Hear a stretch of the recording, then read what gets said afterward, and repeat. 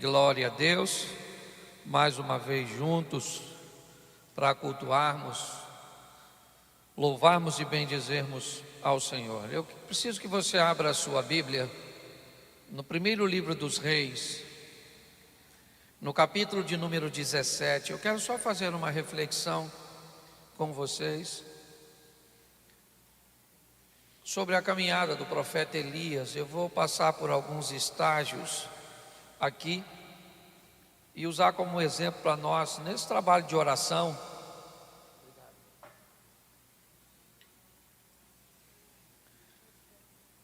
Primeiro livro dos Reis, no capítulo de número 17, no verso 1, e ele diz assim: Ora, Elias de Tisbe, em Gileade, disse a Acabe: Juro pelo nome do Senhor Deus de Israel, a quem sirvo, que não cairá orvalho nem chuva nos anos seguintes, exceto mediante a minha palavra.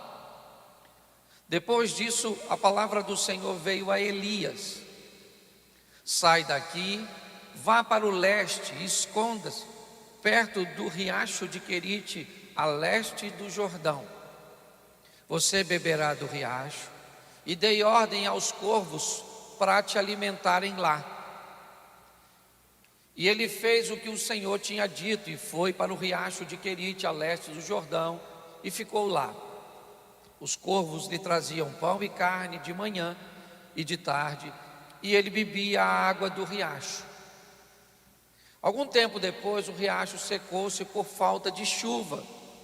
Então a palavra do Senhor veio a Elias: Vá imediatamente para a cidade de Sarepta de Sidom e fique por lá. Ordenei uma viúva daquele lugar que lhe forneça comida. Ele foi, e quando chegou à porta da cidade, encontrou uma viúva que estava colhendo gravetos. Ele a chamou e perguntou: Pode me trazer um pouco d'água numa jarra para eu beber? Enquanto ela ia buscar a água, ele gritou: Por favor, traga também um pedaço de pão. Mas ela respondeu: Juro pelo nome do Senhor, o teu Deus, que eu não tenho nenhum pedaço de pão, só um punhado de farinha num jarro e um pouco de azeite numa botija. Estou colhendo uns 2 gravetos para levar para casa e preparar uma refeição para mim e para meu filho, para que comamos e depois morramos. Elias, porém, lhe disse: Não tenha medo, vá para casa e faça o que eu disse. Mas primeiro faça um pequeno bolo, como o que você tem, e traga para mim. E depois faça algo para você e para seu filho. Pois assim diz o Senhor Deus de Israel: a farinha da vasilha não se acabará, e o azeite na botija não se secará, até o dia que o Senhor fizer chover sobre a terra. Feche os seus olhos, mais uma vez. Senhor nosso Deus e Pai, em nome de Jesus, eis aqui a Tua palavra. Continua falando conosco, é o que nós te pedimos, em nome de Jesus. Amém, glória a Deus. Amém. Bom, eu gostaria de fazer uma reflexão com vocês. Sou sempre muito aberto quando eu falo, buscando que você, através da palavra, busque entendimento. Eu tenho aprendido que a palavra de Deus, ela fala de uma forma muito particular com cada um de nós. Muitas vezes, o que a Poliana está entendendo ou vai receber da mensagem não é a mesma coisa que o Sidney, e não é a mesma coisa que o Robson, ainda que eles ouviram a mesma palavra.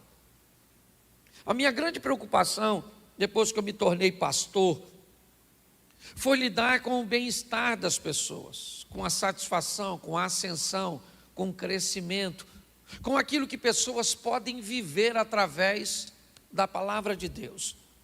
Daí eu comecei a descobrir que cada um de nós teríamos a nossa métrica, a nossa medida, e jamais deveríamos estabelecer uma medida de outra pessoa para estabelecer a nossa.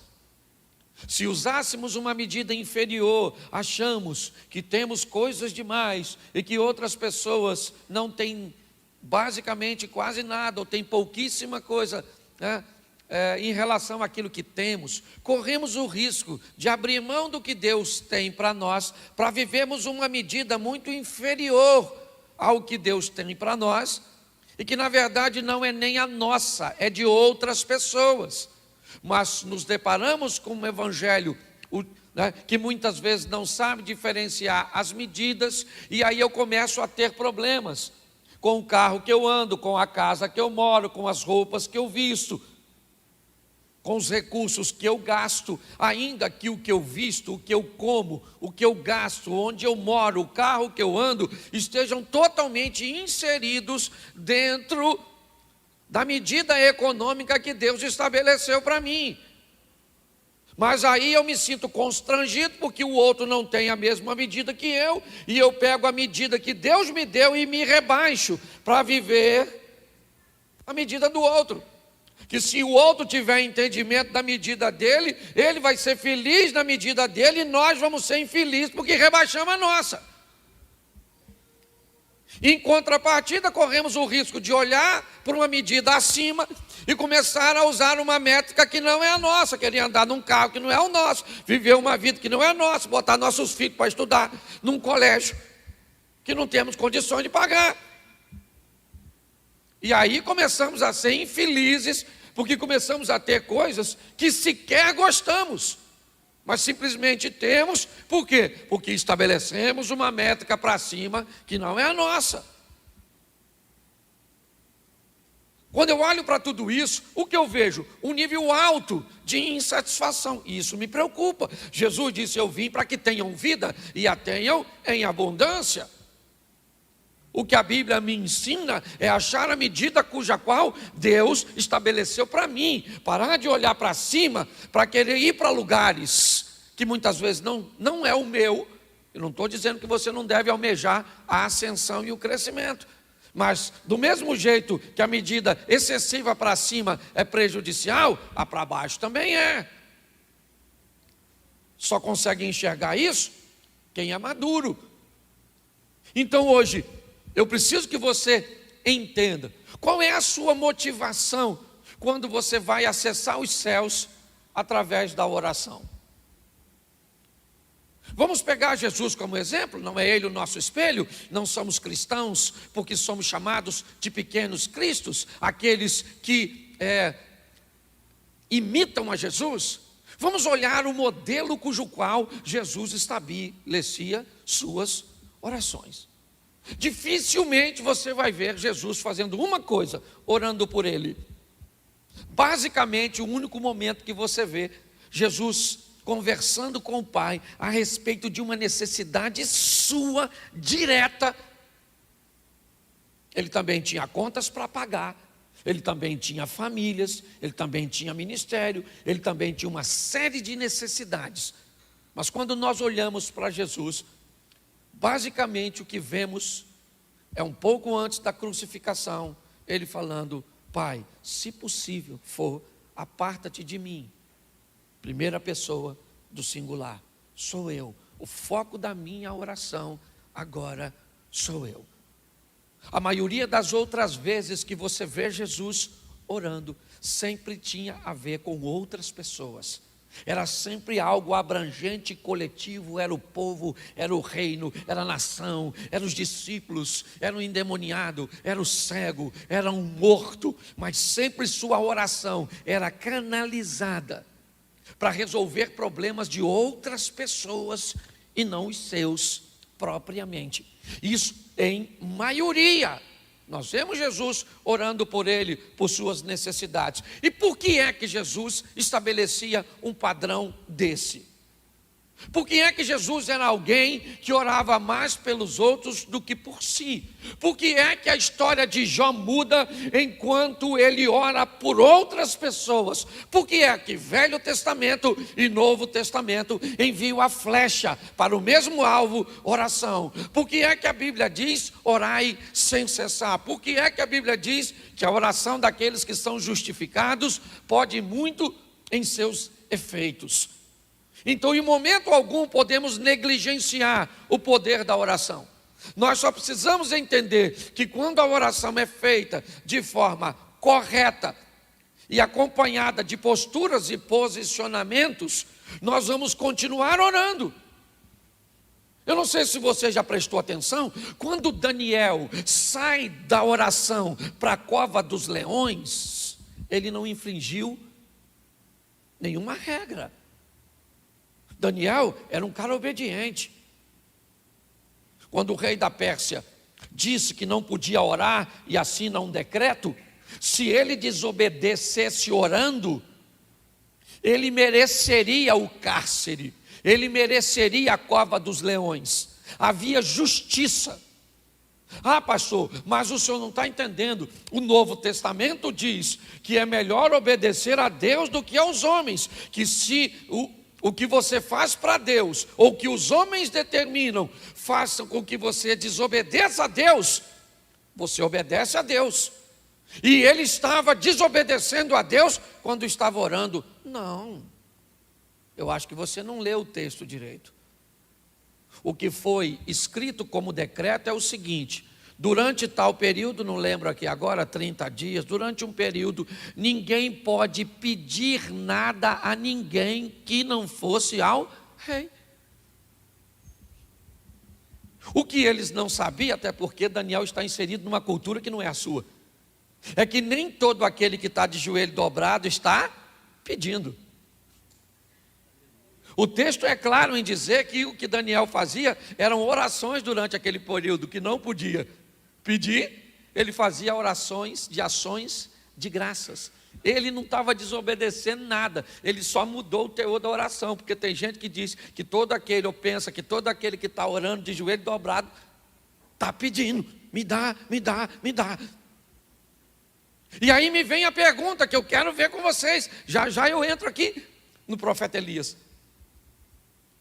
Mas preste atenção, por que é que pedimos tanto?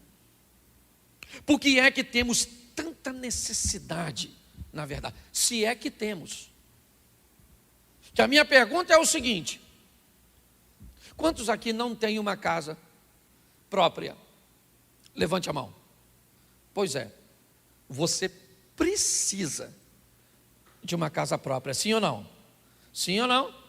Quem aqui já tem uma casa própria e gostaria de ter uma casa melhor? Levanta a mão. Isso, você não precisa. Você quer.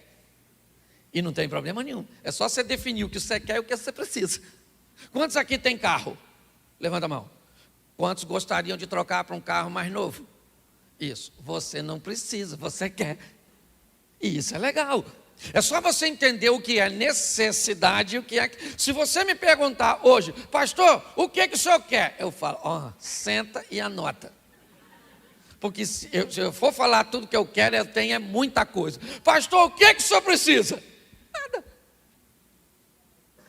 Se você analisar direitinho, muitas vezes nós estamos em busca daquilo que não é nosso. Nós já somos felizes pra caramba. Nós só estamos meio insatisfeitos porque o outro está numa medida que não é a nossa.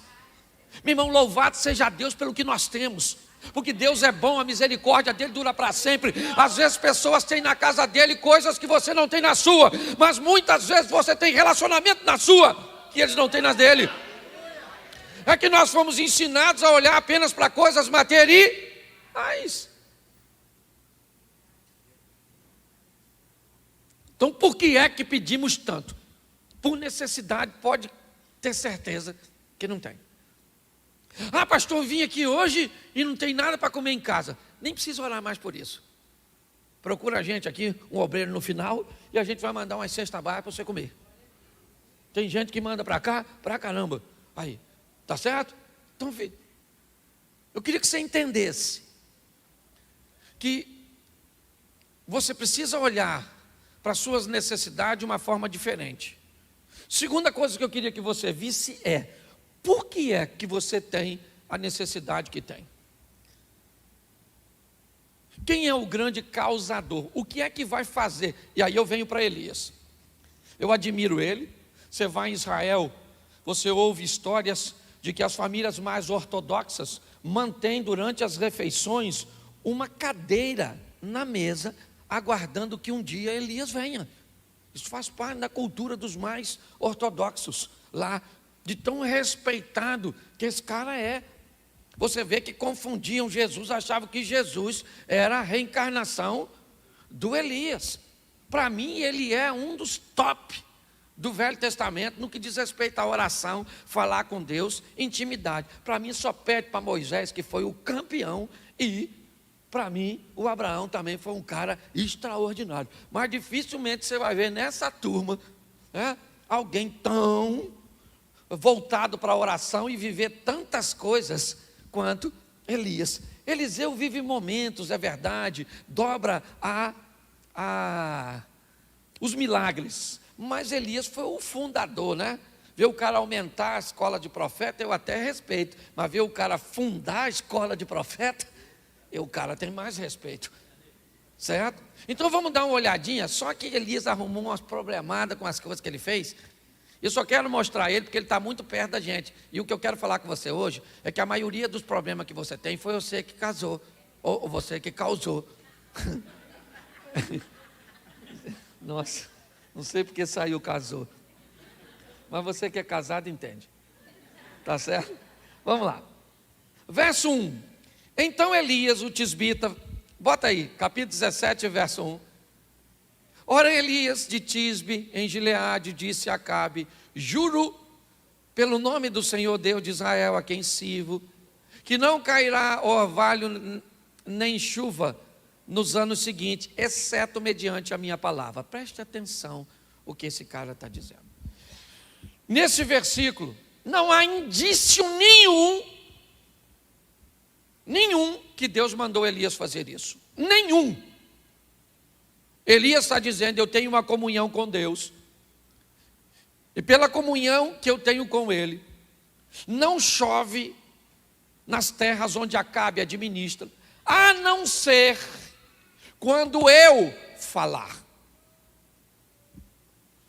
Olha só, ele está olhando para o ambiente, está observando que Acabe se tornou um dissimulado, se casou com uma mulher promíscua, um governo que mata profetas, um governo idólatra. Elias tem inúmeros motivos para tomar essa decisão.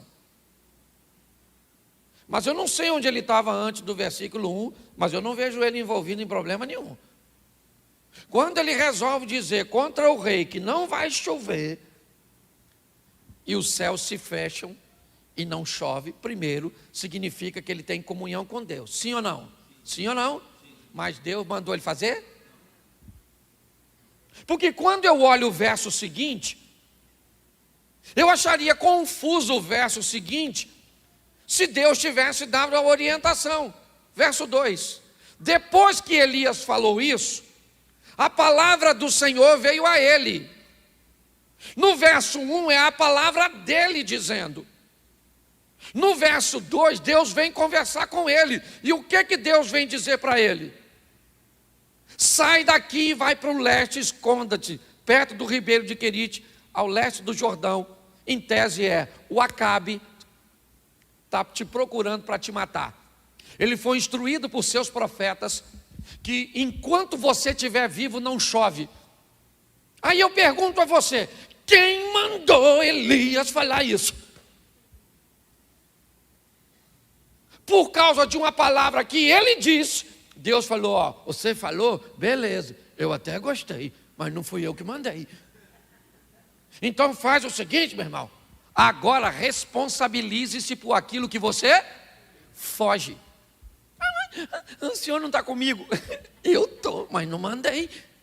Se eu tivesse mandado você comprar, eu dava a você condições de pagar. Você comprou porque quis, então agora para de comer na rua, vai ter que fazer isso, vai ter que fazer aquilo para pagar esse troço.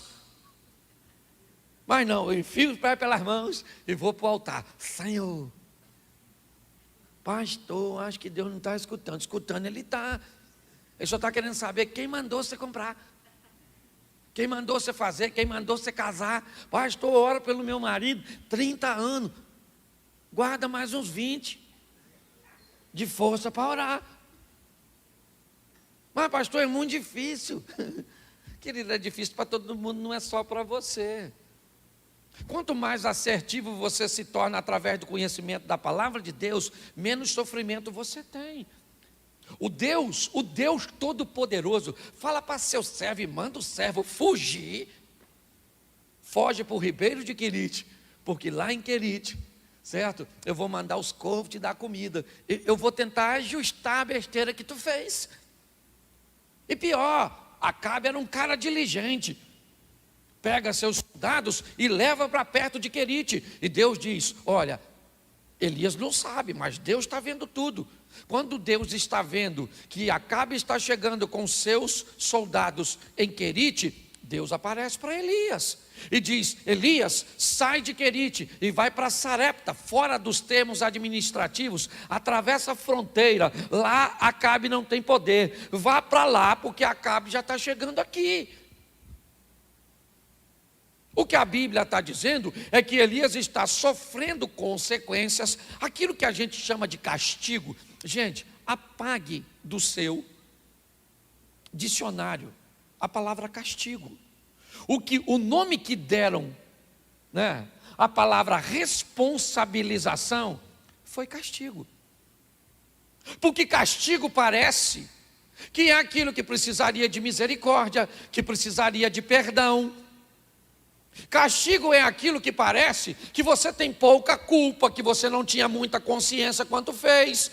Castigo é aquilo que faz com que você não busque uma transformação, nenhuma mudança, porque castigo dá uma conotação de que você está sendo meio que injustiçado. A palavra correta para quem quer mudar de vida é responsabilização. Porque o responsável, ele entende que ele não está sob castigo, ele está sob consequências daquilo que ele fez. Pastor, mas o senhor está falando de oração? Sim, é lógico que eu estou falando de oração. Porque hoje o número de orações que são direcionadas para os céus são para corrigir coisas que dava para corrigir.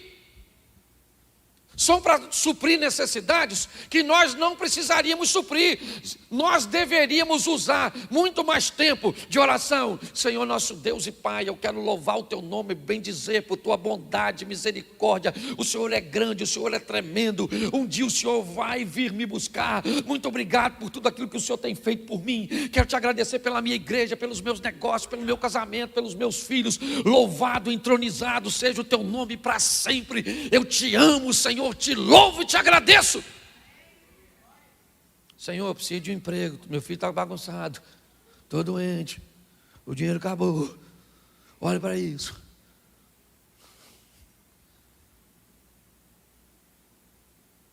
Mas sabe o que parece? Que se não tiver problema, não tem oração. Quando nós olhamos para essa estrutura, a primeira coisa que eu quero que você veja é que Elias está trazendo para si um problema que ele vai ter que gerenciar. Deixar sua cama em sua casa, em Tisbe, para dormir no meio das pedras, no Querite, para fazer uma viagem até Sarepta, ter um encontro com aquela mulher que tem só um pouquinho de farinha, um pouquinho de azeite. Sua comida está regrada. O que Elias está fazendo? Ele esqueceu que ele mora na terra que ele pediu para não chover. Ele esqueceu que se secasse para Acabe, secaria para ele também. Você tem que ter muito cuidado com a sua oração. Senhor, me dá força. Deus, é lógico, toma coisa pesada para carregar. Mas eu pedi força. Você vai para a academia e descobre que você está forte quanto? Quando o peso que você levanta aumenta. Senhor, me dá sabedoria. Toma problema. Mas eu pedi sabedoria. Mas como é que você vai saber que é sábio? Salomão pediu o quê? Sabedor? O que chegou lá? 2 mulheres para resolver um problema. Cuidado com que você ora. Porque você pode estar vivendo uma vida maneira, porque Deus está atendendo o que você pediu. Pedi nada disso, Senhor. Eu não sei se você tem noção?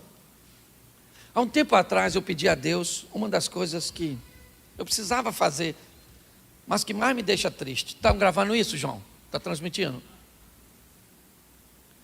Eu pedi a Deus para ser empresário. Eu pedi a Deus para ser empresário. Num país onde os recursos cujos quais você investe praticamente não retornam para você.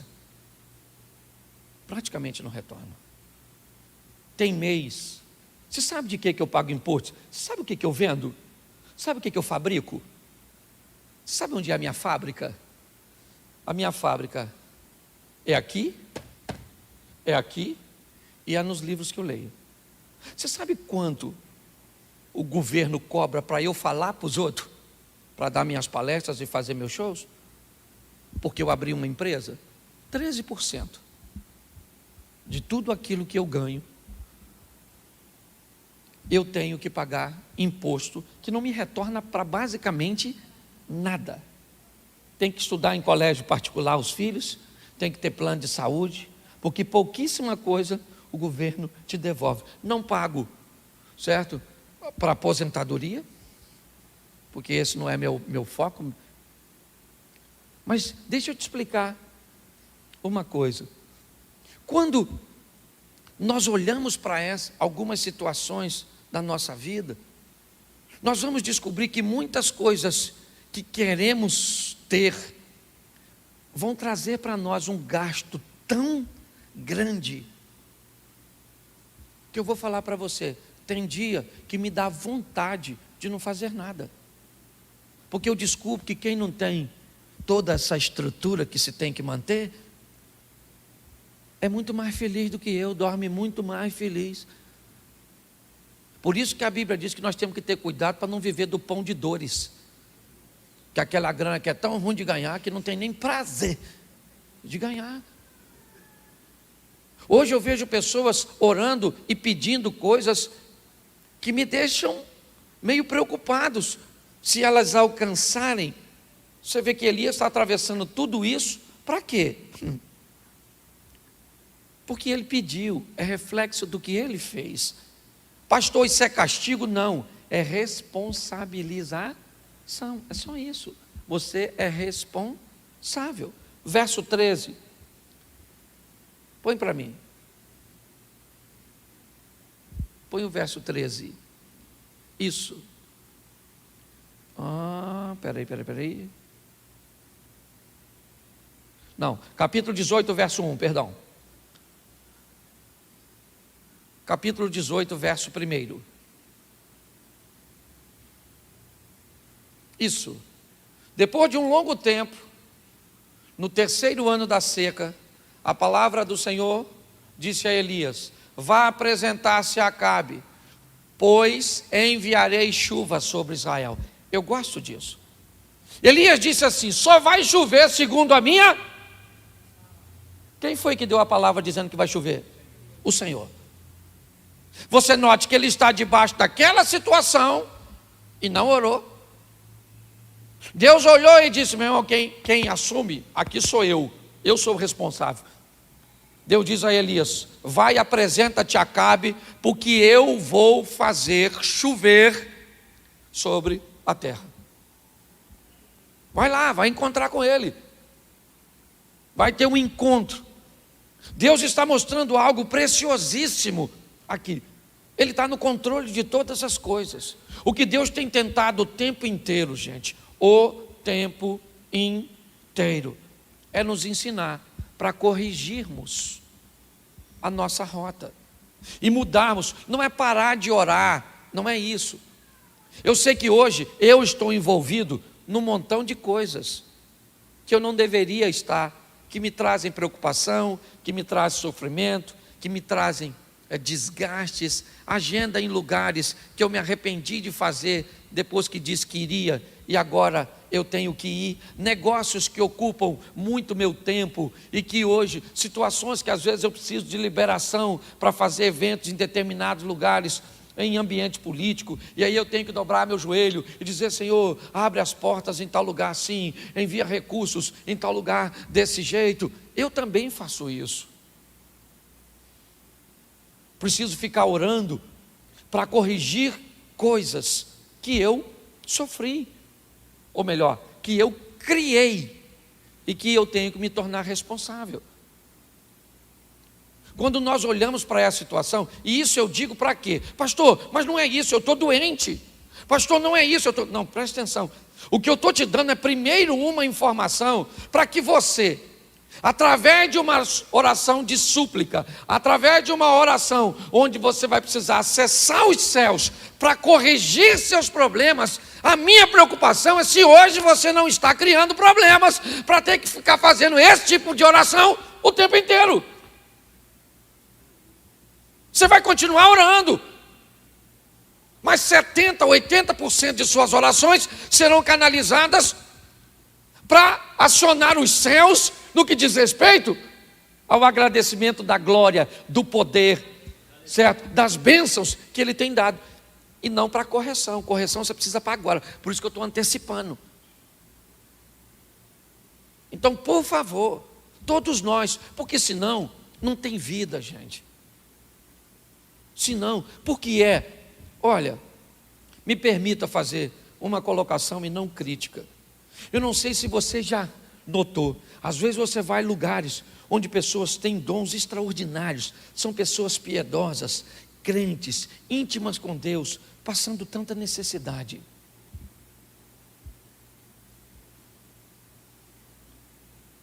Você já notou isso? Já deu para você notar que, primeiro, oração não traz dinheiro?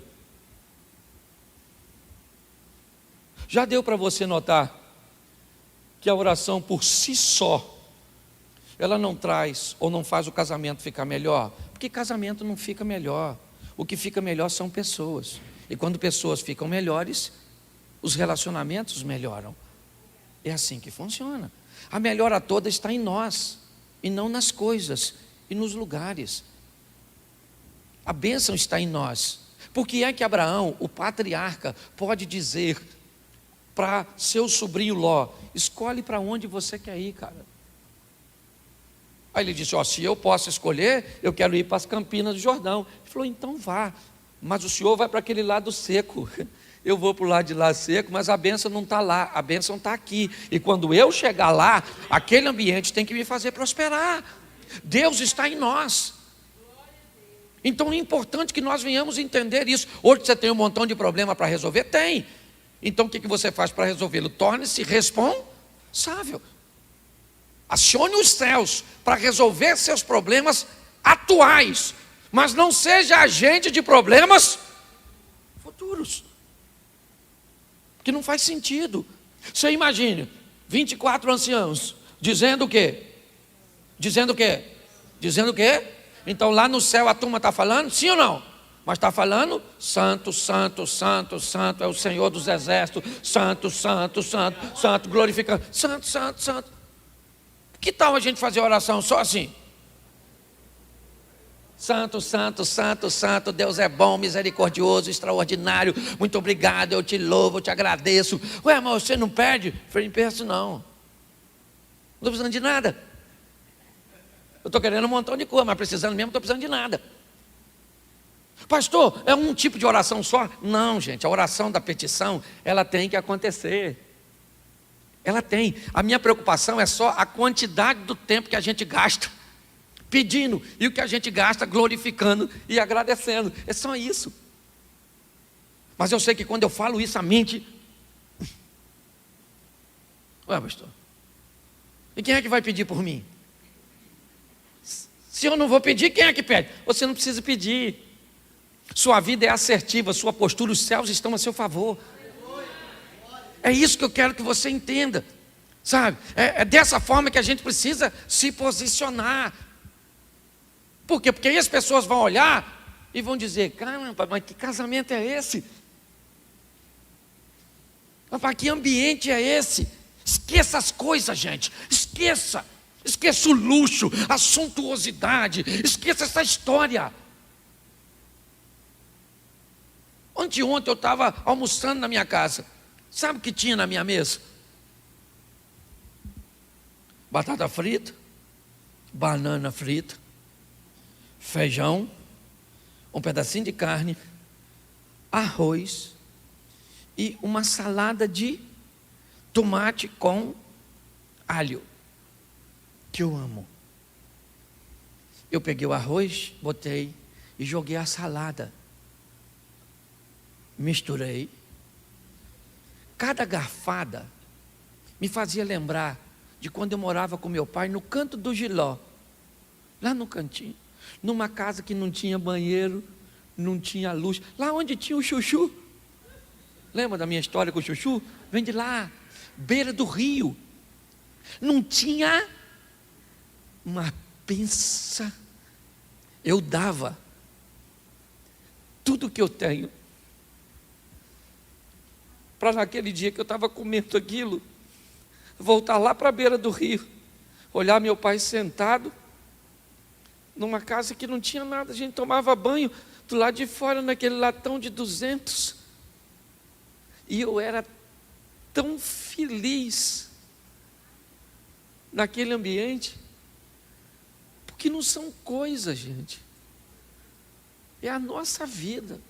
O que você está fazendo com a sua vida? Hoje eu posso dizer para você, mais de 90% dos problemas que eu tento ajudar a resolver são dos outros, e não tem a ver com grana, gente, tem a ver com postura, posicionamento, dizer sim para a pessoa certa, não para a pessoa errada, sabe? De tomar postura, de cuidar da mulher da melhor maneira que se pode, de cuidar dos filhos da melhor maneira que se pode, sabe? Isso faz com que a minha oração seja muito mais tempo agradecendo. Eu sou pastor, eu tenho um rebanho, então eu dobro o meu joelho, Senhor, em nome de Jesus, abençoa as pessoas que estão caminhando, estão à procura de uma porta de emprego, estão à procura de uma cura, estão à procura de uma resposta do Senhor. Eu peço muito, mas peço para os outros.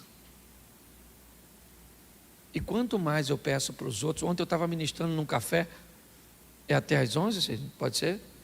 É. Então, ontem eu estava ministrando num café de pastores, lá no Recreio, e eu contei para eles, talvez vocês nem saibam, há uns anos atrás eu fui procurado pelo pastor Rafael de Oliveira, que estava caminhando para fazer um ministério em Campo Grande, não dividiu igreja, não é nada disso, e ele me procurou, me pedindo ajuda financeira, e eu disse para ele, cara, eu vou fazer o seguinte, o que você me pediu, eu vou dar para você, a metade desse dinheiro uma oferta da igreja, a outra metade desse dinheiro uma oferta do meu ministério. Eu não sei se alguém aqui já foi na igreja dele, lá, ok? Então já viu que é uma igreja pequenininha, mas toda ajustadinha, agora estão com terreno próprio, vão mudar. Você sabe quem fez aquilo, Mônica? Foi você. Você fez aquilo com seu marido, com a sua família, ofertando. Nossa igreja, depois que fez aquilo, cresceu e se estruturou. Meu ministério cresceu mais ainda, porque presta atenção, gente, canalize um pouco mais as suas orações para o outro. Como eu faço isso? Tornando-se assertivo nas suas próprias decisões, naquilo que tem. Você diminui tanto sua margem de erro, que você consegue auxiliar outras pessoas. Às vezes a espiritualidade que você busca, e que muitas vezes nós recebemos a informação que elas estavam 100% focadas ou atreladas aos dons, é muito mais abrangente do que isso. Às vezes parece que quando nós falamos dessa forma, nós desvalorizamos os dons, mas não, muito pelo contrário. Nós estamos supervalorizando os dons, dizendo que pessoas que têm uma postura, uma maneira de vida, é assim que funciona. Elias foi um cara extraordinário, ele pedia para cair fogo do céu, caía, orou para que não chovesse, Deus já havia dito que a chuva viria, ela veio.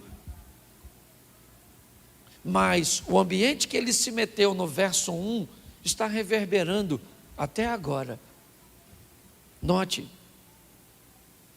Jezabel, esposa de Acabe, quer matá-lo. Elias agora tem que fugir, se esconder numa caverna, amedrontado, confuso, fugindo da morte, pedindo para morrer, porque ele era gente como nós, que estamos exaustos, muitas vezes, lutar o tempo inteiro, buscando solução para algo aparentemente tão simples, mas problema nenhum é simples quando é seu. Problema simples é o dos outros, porque não é você que tem que resolver.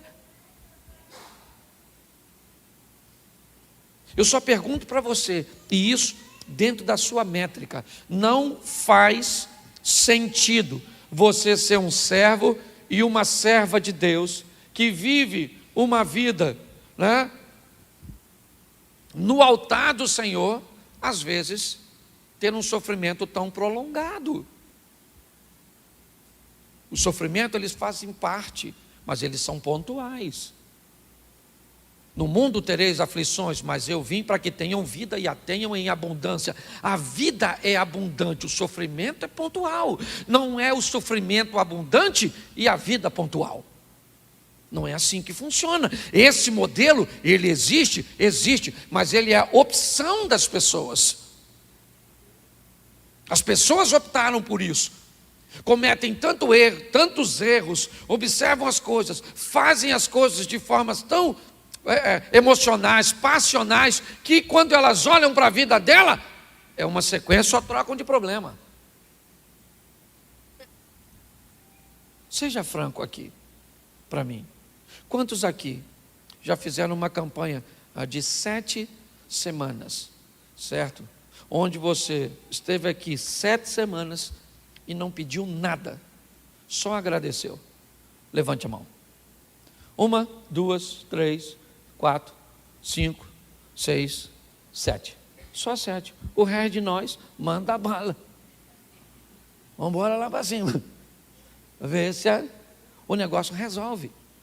Então você está num trabalho de oração, que aliás é um dos trabalhos cujos quais eu preciso falar isso, que eu mais me orgulho da nossa igreja. Primeiro porque ninguém achava que um cara engraçadinho, igual o pastor, que conta piada, teria na igreja dele um trabalho de oração. Isso para mim já é o máximo. Eu tenho as câmeras da igreja, toda quarta-feira eu entro naquela dali que me dá uma visão melhor, em cima da porta, tá vendo? Aquele é uma câmera do Big Brother, que eu olho para vocês, para olhar, para ver, e eu me orgulho demais. E o que eu mais me orgulho é que ao longo da caminhada a gente está mudando de vida, diminuindo. Chegou aqui sofrendo o quê? 99% de luta. Parece Conor McGregor, certo? Lutador de MMA. E aí, vai fazendo umas coisas. E aí, está lutando? Estou na luta, pastor. Quanto? Ah, pastor, eu lutava todo dia. Agora estou lutando 3 vezes por semana. Olha que beleza. Já melhorou. Aí já tem uma turma aqui que está lutando 1 vez por semana. Porque casado nunca vai deixar de lutar, né, irmão? Ah, pastor, não queria ter problema no casamento. Morre. Porque do contrário, é desafiador para todo mundo. Eu amo minha mulher, amo de paixão, amo. Me casaria com ela 1 vez, 2 vezes, 10 vezes. É a mulher da minha vida. Mas pensa, não seria contigo que dá lá em casa de vez em quando. Eu falo, Senhor, mas isso é legal. Então eu queria que hoje você parasse para dar uma olhada e visse se você não é o maior prejudicado. Então você vai fazer 2 orações. Primeira oração, vamos para pedir. Porque nós estamos precisando mesmo, né? Então a prateleira está aí, vamos meter a mão. Certo? Então, Senhor, me dá isso, me dá aquilo, eu estou precisando daquilo, Senhor, preciso daquela casa própria, Senhor, preciso disso, preciso daquilo, preciso daquilo outro, preciso. Mas guarda, Senhor, eu estou aprendendo a sua palavra, que o Senhor costuma dar as coisas para os outros quando a gente pede. Ou o senhor costuma dar as coisas para a gente quando a gente pede para os outros? Para falar a verdade, eu queria estar pedindo para mim agora.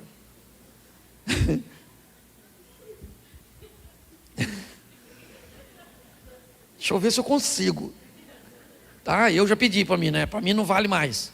Então tá bom. Então vamos agora aqui. Vou pedir um pouquinho para os outros, hein? Então, guarda um pouquinho. Certo? E agora, aí, Senhor, agora eu pedi já para todo mundo. Tem mais um. Agora tem que agradecer, né? Eu queria pedir de novo por mim no começo. Dá não, né? Agora eu vou agradecer. Eu não queria agradecer porque eu estou com medo de eu ficar vaidoso. Porque tem gente que não agradece, com medo de, não fala para os outros que os outros é bom, com medo dos outros se desviar porque você diz que ele é bom. Que loucura é essa? Alguém pregou pra caramba, chega lá e diz: hoje você pregou pra caramba, hoje você cantou pra caramba, hoje você foi bênção pra caramba. Porque se ele vacilar, o que você fala? Hoje foi ruim, hein? Nossa, vacilou. Então elogie, motive as pessoas a continuarem fazendo o que é certo. Então, pega, dá uma olhada no que você está sofrendo e compartimenta na sua oração. Outra coisa, para me encerrar. Acabou a oração, 5 minutos, quantos minutos? 5 sem levantar. Por quê, pastor? Porque nesse período, você não está falando com Deus?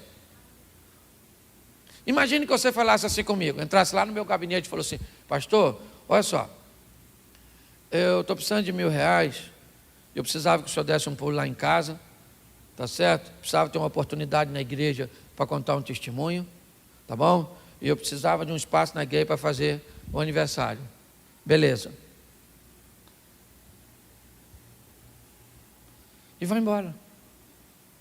E aí eu não disse se tem os 1.000. Eu não disse nada.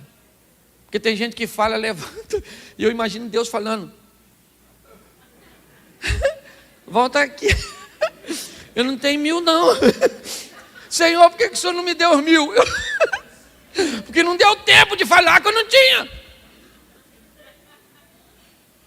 As pessoas fazem tudo errado. E depois reclama.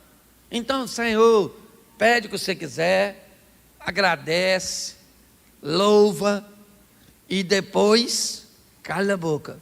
Fique assim: Senhor, estou só agora aguardando a resposta. Então, só 5 minutos que eu posso esperar.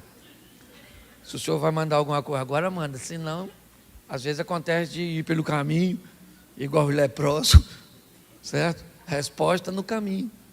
Às vezes não é agora, como o senhor disse para sua mãe Maria, e vai embora. E aí você vai começar a viver uns troços muito doidos. Muito, gente, é muito legal. Então eu quero que você seja espiritual. É lógico que eu quero uma igreja espiritual. É lógico, uma igreja que cospe fogo, uma igreja extraordinária, onde os membros são reconhecidos por pessoas diferenciadas no reino. Pastor, foi aqui um membro da sua igreja, que fogo puro. Eu falei: isso aí, discípulo do Elias. É isso aí, certo? E vamos embora, vamos para cima. Eu tenho o maior prazer nisso. Agora, eu acho legal dizer: pastor, rapaz, gostei de fazer negócio com fulano. Pessoa séria, mesmo lá da sua igreja, olha, cumpriu o que falou, entregou o que prometeu. É extraordinária. Pastor, viajei com um membro lá da sua igreja. Pastor, que pessoa extraordinária, que pessoa do bem, que pessoa. Isso é extraordinário, isso para mim é espiritualidade. E aí eu digo: lá do projeto de começar, amigo desde a infância. E quando fala alguma coisa ruim, eu digo: quem? Fulano. Eu acho que frequenta lá. Então vamos sair daqui, gente, para continuar orando, porque não dá para parar de orar, amém? Não dá para parar, é só canalizar. A maior parte da nossa oração vai ser de quê? De agradecer. A gente vai usar uma parte dela para pedir. E a outra parte? Pedir para os outros. E o finalzinho? Para ouvir. Deus falando: não dou isso, não dou aquilo, não dou nada. Hoje não estou para nada, hoje não estou bom. Eu vou fazer nada. E hoje? Não, hoje tudo. sua sogra vai para o céu, os filhos vão tirar nota 10. Hoje pode pedir o que você quer, que hoje a janela está aberta. Porque o que Deus quer é que você se divirta e para de sofrer. Mas antes de parar de sofrer, vai ter que corrigir esse troço ruim que você plantou. Posso ouvir um amém?